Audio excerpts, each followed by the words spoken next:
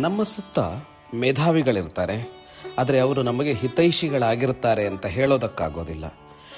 ಎಷ್ಟೋ ಜನ ನಮ್ಮ ಹಿತವನ್ನು ಬಯಸುವವರು ಇರ್ತಾರೆ, ಹಾಗಂತ ಅವರೆಲ್ಲ ಮೇಧಾವಿಗಳಾಗುತ್ತಾರೆ ಅಂತ ಹೇಳೋಕ್ಕಾಗೋದಿಲ್ಲ.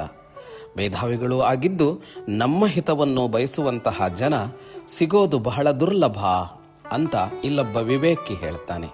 ಅಂದರೆ ತಿಳಿದವರೆಲ್ಲ ನಮ್ಮ ಆತ್ಮೀಯರಲ್ಲ, ನಮಗೆ ಒಳಿತಾಗಬೇಕು ಅಂತ ಬಯಸೋರಲ್ಲ, ನಮಗೆ ಒಳಿತಾಗಬೇಕು ಅಂತ ಬಯಸುವವರಿಗೆಲ್ಲ ಅರಿವಿದೆ ಅಂತ ಹೇಳೋದಕ್ಕಾಗೋದಿಲ್ಲ. ನಮ್ಮನ್ನು ಯಾರು ಚೆನ್ನಾಗಿರಲಿ ಅಂತ ನೋಡ್ತಾರೋ ಅವರು ಒಳ್ಳೆಯ ಸಲಹೆಗಳನ್ನು ನಮಗೆ ಕೊಟ್ಟು ನಡೆಸಬೇಕು. ಆದರೆ ದಾರಿ ಹೇಳುವವರಿಗೆ ನಮ್ಮ ಬಗ್ಗೆ ಸದ್ಭಾವನೆ ಇಲ್ಲದೆ ಇದ್ದೀತು, ಮತ್ತು ಯಾರು ನಮ್ಮ ಜೊತೆಗೆ ಹೆಜ್ಜೆ ಹಾಕ್ತಾರೋ ಅವರಿಗೆ ಯಾವುದು ಸರಿಯಾದದ್ದು ಅಂತ ಗೊತ್ತಾಗದೇ ಇದ್ದೀತು ಅಂತ ಅವನು ಹೇಳ್ತಾನೆ.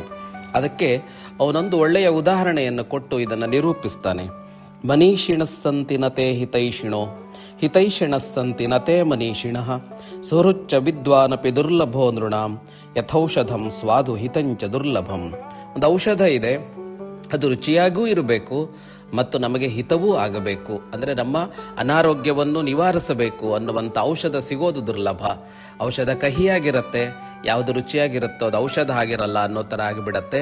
ಹಾಗಾಗಿ ಮೇಧಾವಿಯೂ ಆಗಿ ನಮ್ಮ ಹಿತೈಷಿಯೂ ಆಗಿ ಇರುವ ವ್ಯಕ್ತಿ ನಮ್ಮ ಜೊತೆಗೆ ಬದುಕಿನಲ್ಲಿ ಸಿಗುವಂತಾಗೋದು ಕಷ್ಟಕರ ಅಂತ ಹೇಳ್ತಾನೆ.